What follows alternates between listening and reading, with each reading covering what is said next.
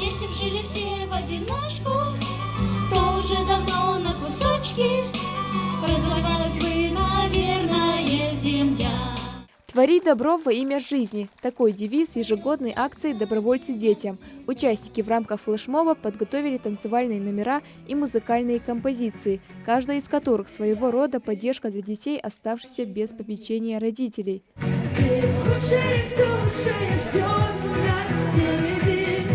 Хава Хачубарова – выпускница 9 класса. Уже совсем скоро девочке предстоит сдавать экзамены. Именно поэтому школьница решила разнообразить свои будни, участвует в мероприятиях, занимается волонтерством. К примеру, к этой акции вместе со своей подругой готовила флешмоб с участием младших классов.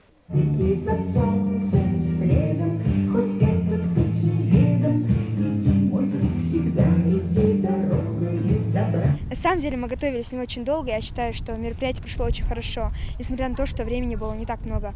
В принципе, флешмоб мне очень понравился, все ребята очень старались. Свои песни я выбрала, потому что они были очень такими теплыми, светлыми. Да, про мир во всем мире. Ну, все проходило очень организованно, благодарим весь состав учителей, всех, кто пришел, что нам помогали. И в итоге у нас получилось, мне кажется, хорошее очень мероприятие, да, шикарно.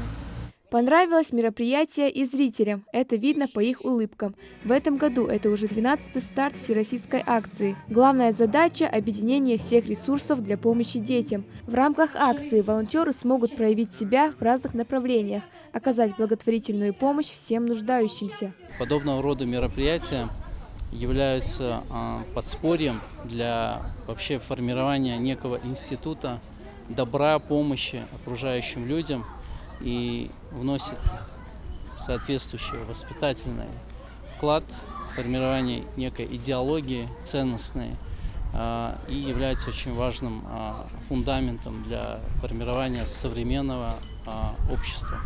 Акцию проводит Министерство образования совместно с Фондом поддержки детей, находящихся в трудной жизненной ситуации. Мероприятие объединяет добровольцев из всех субъектов Российской Федерации.